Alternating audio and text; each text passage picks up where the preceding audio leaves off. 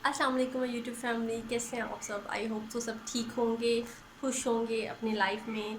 अच्छी तरह अपनी लाइफ को आप इंजॉय करोगे अपनी ज़िम्मेदारियों के साथ और अपनी सारी चीज़ों के साथ। आज की वीडियो में मैंने सोचा कि मैं आपसे शेयर करती हूँ अपना एक्सपीरियंस कि कैसे मैंने अपना ऑनलाइन बिज़नेस स्टार्ट किया और कैसे आप लोग को भी फ़ायदा होगा इस चीज़ से कि आप भी अपना जो है ऑनलाइन बिजनेस वर्क स्टार्ट कर सकते हैं। बहुत हेल्पफुल वीडियोज़ होगी। Everything in this video I will share with you. जिस तरह मैंने स्टार्ट किया, कितनी इन्वेस्टमेंट मैंने की है और डिलीवरी चार्जेस मैं कितने लेती हूँ और कोरियर सर्विस कौन सा यूज़ करती हूँ, प्रोडक्ट्स मैंने परचेज़ कहाँ से किए, क्या सिनेरियो था, किस तरह मैंने रिसर्च की, everything I will cover in this video. गर्मी तो है, स्वेटिंग हो रही है साथ साथ। बाहर का मौसम मैं आपको दिखाती हूँ ज़रा। ये देखिए ज़रा कितनी सख्त गर्मी है। ये हमारी बाइक है, ये साथ में ये मेरे हस्बैंड ने जो है वो स्टिक लगाई थी बाइक पे। सी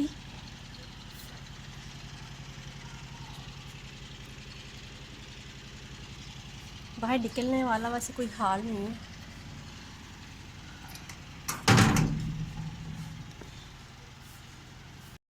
मैंने सारी चीज़ें इस पे लिख दी हुई हैं इस रजिस्टर पे, ताकि मुझे पॉइंट्स याद रहें और कुछ चीज़ मिस ना हो जाए। ठीक है, सो वन बाय वन जो है वो मैं आपको बताती हूँ कि मैंने स्टार्टअप कैसे लिया।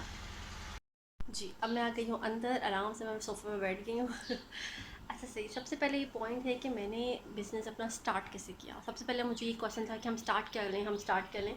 मैंने भी यही सोचा कि मैं स्टार्ट करूँ। मैंने सोचा कि मैं वो काम करती हूँ जो मुझे शौक़ है। मुझे शौक़ है ज्वेलरी का, सो मैंने आई स्टार्टेड विद ज्वेलरी। ठीक है, उसके लिए मैंने क्या किया, रिसर्च की। मैंने रिसर्च किया कि कहाँ से जो है वो मैं अच्छी सी क्वालिटी की ज्वेलरी परचेज़ कर सकती हूँ। ज्वेलरी का एक मेन थोड़ा सा ये फैक्टर होता है कि ब्लैक हो जाती है ज्वेलरी बहुत जल्दी। तो आपने ये सोचना होता है, जैसे कि मैंने ये सोचा कि मैं ऐसे ज्वेलरी परचेज़ करूँ, ऐसे ज्वेलरी पे इन्वेस्टमेंट करूँ जो कि ब्लैक ना हो और काफ़ी देर तक अगर पड़ी भी रहे तो इसमें मेरा लॉस ना हो। ये वाले जो पॉइंट्स हैं ये मैंने अपना माइंड में सोच के इसमें रिसर्च की। मैंने सारी ऑनलाइन रिसर्च की। मैं मार्केट में, आपको सही बताऊँ, मैं बिल्कुल मार्केट नहीं गई हूँ कि मैं मार्केट में जाके रिसर्च करूँ, वो सारा देखूँ, क्योंकि नहीं हो सका था बहुत ज़्यादा। हर एक अपना एक क्राइटेरिया होता है रिसर्च करने का। मैंने सारा ऑनलाइन किया। आप अगर मार्केट जाकर रिसर्च करना चाहते हैं और मार्केट में देखना चाहते हैं, वो बहुत बेस्ट हो जाएगा। तो मेरा पॉइंट ये था, इन्वेस्टमेंट आपने कितनी की, इन्वेस्टमेंट आपको कितनी करनी चाहिए स्टार्ट में। मैं कहूँगी इन्वेस्टमेंट जो होती है या तो आप पे डिपेंड करता है। अगर आपने बहुत अच्छा एक ब्रांड ओपन करना है तो फिर तो आपको हैवी इन्वेस्टमेंट चाहिए होती है। लेकिन अगर आपने एक स्मॉल बिजनेस स्टार्ट करना है, जैसे हाउस वाइफ हो और आप गर्ल्स हैं, टीन एज गर्ल्स हैं, या हाउस वाइफ हैं, यूनिवर्सिटी गोइंग गर्ल है, या आपको शौक है, तो उसके लिए क्या होना चाहिए कि आपने इन्वेस्टमेंट जो होती है ना वो थोड़ी सी स्टार्ट करनी चाहिए। मैंने जो इन्वेस्टमेंट स्टार्ट की थी ना, वो मैंने स्टार्ट की थी तकरीबन 6,000 से। 6,000 की मैंने ज्वेलरी परचेज़ की थी और 2,000 में मैंने लगाए थे ऊपर उसको, उसकी पैकेजिंग में। ठीक है, सो टोटल जो है वो मेरा स्टार्टअप में जो मैंने लगाया था वो 8,000 मैंने लगाया था। और ये कि अभी मैंने स्टार्ट कब किया था, मैंने जनवरी में स्टार्ट किया था 2023 में। बल्कि थर्ड पॉइंट ये था, ये है कि हम ज्वेलरी जो है वो परचेज़ कहाँ से करें, अपनी प्रोडक्ट्स परचेज़ कहाँ से करें। मैंने रिसर्च की, मैंने दराज़ एप्लीकेशन के थ्रू जो है वो सारी चीज़ें मैंने देखी। और मैं लिंक मेंशन कर दूँगी डिस्क्रिप्शन में कि मैंने कौन सी ज्वेलरी परचेज़ की थी और मेरा एक्सपीरियंस क्या रहा था। वहाँ पे बहुत अच्छी ज्वेलरी थी, ओवरसीज़ शिपिंग थी। अच्छा, बाकी ये मेन सवाल होता है कि हमारी सेल कब स्टार्ट होगी और हम सेल कैसे करें, किस तरह सेल स्टार्ट करें। तो मेरा ये होता है कि हमारी जो टारगेट ऑडियंस होनी चाहिए वो हमारे रिश्ते, फ्रेंड्स या फैमिली मेम्बर्स नहीं होने चाहिए। आपकी टारगेट ऑडियंस होनी चाहिए अननोन लोग, वही आपकी रिपीटेड कस्टमर भी बनते हैं। अच्छा, एक पॉइंट ये बहुत होता है कि हम नाम क्या सोचें, नाम क्या रखें। तो अब मेरी सजेशन ये है कि आप सिंपल सा नाम रखें अपने अपनी अपनी जो भी बिज़नेस आप करना चाह रहे हो, और ऐसा नाम हो जो किसी को लेने में बहुत आसानी हो और प्रोनाउंस करने में बहुत आसानी हो किसी को, और ये कि जो भी आपका प्रोडक्ट है वो आपके नाम में मेंशन हो रहा हो। तो मेरे जहन में ये था, इसलिए मैंने अपना जो प्रोडक्ट का जो ब्रांड का नेम है वो अलाया ज्वेलरी रखा, जिससे पता लग गया कि हाँ ये ज्वेलरी के प्रोडक्ट सेल होती हैं इसमें। ठीक है, सो इसके अलावा लोगो मैंने कहाँ से बनाया, एक ये भी क्वेश्चन होता है कि हम लोगो कहाँ से बनाएं, किस तरह करें। तो बहुत एक अच्छी एप्लीकेशन है कैनवा के थ्रू जो है वो मैंने लोगो डिज़ाइन किया। ठीक है, उसमें हर चीज़ अवेलेबल होती है, हर डिज़ाइन इसमें होती है। सो आप कैनवा एप्लीकेशन वो उसमें इंस्टॉल करें अपने प्ले स्टोर में जाके, एंड देन वहाँ से आप अपना जो है वो लोगो डिज़ाइन कर सकते हैं, अपनी इंस्टाग्राम स्टोरी डिज़ाइन कर सकते हैं, इंस्टाग्राम पोस्ट डिज़ाइन कर सकते हैं। मेरी जो पोस्ट फीड है शुरू में जितनी भी थी वो मैंने कैनवा के थ्रू किया था। तो कैनवा से मैंने काफ़ी हेल्पफुल काफ़ी चीज़ें जो है वो बनाई थी मैंने। अच्छा, इसके बाद एक सवाल सबसे मेन होता है कि हमें प्रॉफ़िट कब स्टार्ट होगा और मुझे प्रॉफ़िट कितना होता है, मेरी सेल ज़्यादा होती है, प्रॉफ़िट होता है। पता है क्या होता है, जब आप कोई बिज़नेस स्टार्ट करते हैं तो पहले 2 3 4 साल तो ये सोच लिया करें ना कि हमें कोई प्रॉफ़िट नहीं होना, लेकिन ये ट्राई ज़रूर किया करें अपनी कि आपने लॉस में भी नहीं जाना, ठीक है। वो बिल्कुल ज़ीरो लाइन होती है ना, ज़ीरो लाइन, बिल्कुल ब्रेक लाइन पे आपने चलना होता है, ठीक है। स्टार्टिंग में आपने जितना आपने इन्वेस्टमेंट की होती है उतना ही ट्राई करें कि मुझे रिटर्न मिलता जाए, ठीक है। मैंने भी ऐसे किया, मैंने थोड़ी सी छोटी सी इन्वेस्टमेंट की थी। सेल मेरी कैसे स्टार्ट हुई थी और आप अपनी सेल कैसे स्टार्ट कर सकते हैं वो मैं आपको बताती हूँ। अच्छा, मुझे ये था कि मेरी जब सेल स्टार्ट होना, मेरी जो टारगेट ऑडियंस है ना, वो मेरी फैमिली फ्रेंड्स नहीं होने चाहिए। मुझे था कि अननोन लोगों में मेरा नाम जाए, मेरा ब्रांड जो है। मैंने एड्स लगाना शुरू किया, एड्स के थ्रू जो है वो मैंने अपनी ऑडियंस को लेकर आई, ठीक है। स्टार्टिंग में मैंने तकरीबन 6 मंथ्स या 4 5 मंथ्स मैंने एड्स लगाए थे।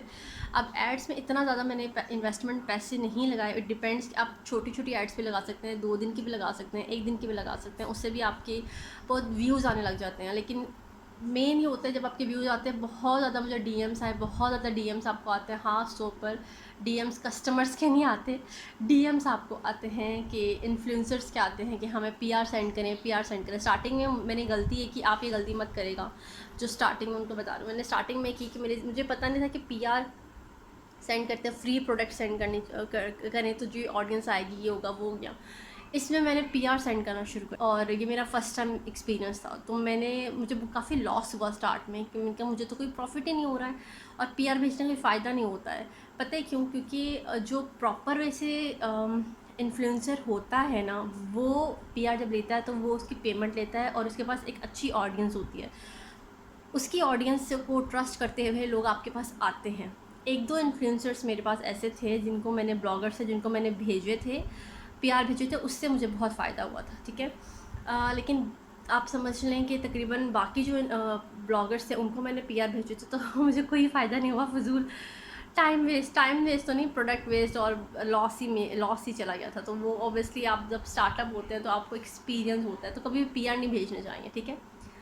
अगर पीआर भेजना भी है ना तो किसी अच्छे से ब्लॉगर को भेजें, वो भी पेमेंट लेती है पीआर के लिए। और बहुत ज़्यादा ऐसे ब्लॉगर्स हैं जिनकी अच्छी ऑडियंस है, उनके रील्स देखें, उनकी प्रोफाइल में जाएं, उनके रील्स के व्यूज़ देखें, उनके पोस्ट के लाइक्स देखें, कमेंट्स देखें, उससे पता लगता है कि कितनी ज़्यादा इसकी ऑडियंस है और कितनी ज़्यादा उसको ट्रस्ट करती है। तो इस लिहाज से आप पीआर फिर भेजिए तो भी मज़ा भी आता है कि उसकी ऑडियंस आपके पास आती है, ठीक है। क्यूरीज आती हैं कि उसने जो पहना हुआ है ना वो मुझे भी शो करवाए, मैंने भी वही परचेज़ करना है। तो ये चीज़ें एक होती हैं, ठीक है। तो मैंने स्टार्टिंग में अपनी एड्स लगाई थी और इसके अलावा मैंने पीआर भेजे थे। तो मुझे पीआर से आप समझ लें कि 5% फ़ायदा हुआ और ऐड से मुझे आप समझ लें कि तकरीबन 25% मुझे फ़ायदा हुआ, ठीक है।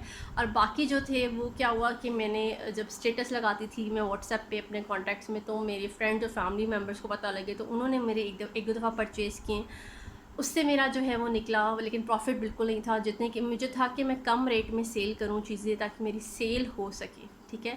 स्टार्टिंग में अपनी प्राइजेस को हाई करके सेल करेंगे तो वो सेल नहीं होती, क्योंकि आपने अपने आप को शो करना है, अपने आप को एज अ ब्रांड आपने मार्केट में प्लेस करना है कि मैं भी एग्जिस्ट करता हूँ, मेरा ब्रांड एग्जिस्ट करता है। ट्रस्ट बिल्डअप करना है, आपने पहले कस्टमर गेन करना है। हमारा ये मेन पर्पस है, मेरा भी यही था कि मैंने अपना कस्टमर गेन करना है। इस वजह से मैंने कम रेट्स पे जो है बहुत ही कम रेट्स पे जो है वो सेल करना शुरू कर दी। तो ठीक है, ये बात काफ़ी लंबी हो गई है, लेकिन इसमें काफ़ी लंबी बातें भी हो सकती हैं। कोई भी क्यूरी हो तो कमेंट में बताएगा, ठीक है। आगे चलते हैं। Extra delivery service, courier service, हम कोरियर सर्विस क्या यूज़ करें, कैसे अपने प्रोडक्ट्स को जो है वो करें और किस तरह ट्रस्ट बिल्डअप करें। मैंने क्या किया, मैंने TCS और ट्रैक्स दोनों यूज़ किए थे। TCS और ट्रैक्स में रजिस्टर कैसे होते हैं वो मैं आपको बताती हूँ। ट्रैक्स का ये होता है कि ऑनलाइन इनकी जो होती है, ऑनलाइन आप रजिस्टर हो सकते हैं, ठीक है। ट्रैक्स में ये होता है कि आप ऑनलाइन रजिस्टर हो सकते हैं और सारी उनकी जो क्राइटेरियाज होते हैं, उनके फॉर्म होते हैं, आप उसको फिल करते हैं एंड देन फिर वो कॉल आती है, वो सारी डिटेल्स पूछते हैं, फिर वो कंफर्म करते हैं, फिर आपको जो है वो एक मैनेजर प्रोवाइड करते हैं जो आपको सारा गाइड करता है, आपको एक पोर्टल प्रोवाइड करते हैं, उसके थ्रू अगर आपको कोई ऑर्डर आता है तो आपने उस पोर्टल में सारी डिटेल्स लिखनी होती है, आपको एक रजिस्ट्रेशन नंबर भेजते हैं, ठीक है। वो रजिस्ट्रेशन नंबर से आपको जो पता लगता है कि कि आपका ये प्रॉपर वैसे मतलब एक आईडी है, ठीक है। तो एक प्रॉपर ट्रैक्स का जो है वो प्रॉपर एक ऑनलाइन सिस्टम ही चलता है सारा।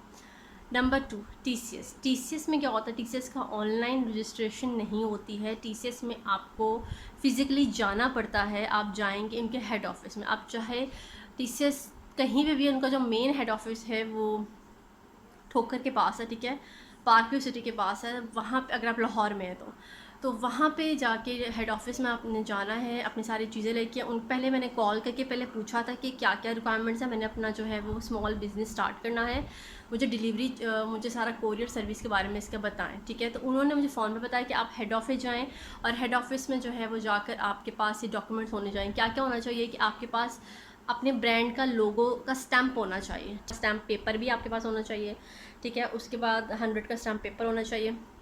नंबर 2, नंबर 3 ये पॉइंट था कि आपके पास प्रिंटर होना चाहिए, लैपटॉप होना चाहिए, ठीक है। रीज़न क्या होता है कि अगर आपके पास कोई ऑर्डर आता है तो आपको पोर्टल प्रोवाइड करते हैं, उस पोर्टल में आपने सारी डिटेल्स लिखनी होती है और प्रिंट भी खुद ही निकालना होता है, ठीक है। हाँ, 1 वीक के अंदर अंदर ही मैं रजिस्टर हो गई थी। टीसीएस और ट्रैक्स दोनों अच्छे लगे, दोनों बहुत बेस्ट है, दोनों की सर्विस बहुत क्विक है, बहुत ट्रस्टवर्दी है उनकी। लेकिन मुझे टीसीएस ज़्यादा सूट किया ट्रैक्स की निस्बत। क्यों सूट किया? इस वजह से सूट किया टीसीएस, क्योंकि टीसीएस का जो राइडर था ना वो आता था मॉर्निंग में, मॉर्निंग इन सेंस के 12 बजे या 2 बजे के दरमियान मेरी मॉर्निंग। इसमें आता था, ठीक है। तो मेरे लिए ना वो ऑर्डर देना और वो मेरे लिए ज़्यादा इजी होता था। ट्रैक्स का जो राइडर मेरे घर के, मेरे एरिया के पास जो आता था वो आता था इवनिंग में, कभी 6 बजे कभी 7 बजे। मुझे ज़्यादा सूटेबल मॉर्निंग का लगा और ज़्यादा सूटेबल मुझे सही लगा, तो मैं टीसीएस यूज़ करने लगी।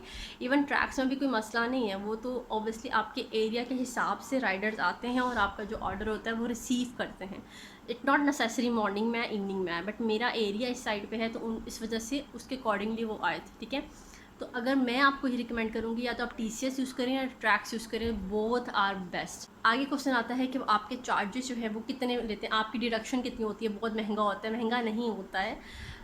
डिलीवरी चार्जेस जो सारा राइडर के पेमेंट और बाकी सारे पेमेंट एवरीथिंग मिला के सब कुछ है, आपके 250 ही चार्जेस लग जाते हैं, ठीक है। पूरी उन्होंने एक लिस्ट दी होती है, पीडीएफ फाइल होती है, उसमें सारे चार्जेस मेंशन होते हैं। मेरा जो एक्सपीरियंस रहा वो 250 तक डिडक्शन होती है टीसीएस में भी और ट्रैक्स में भी।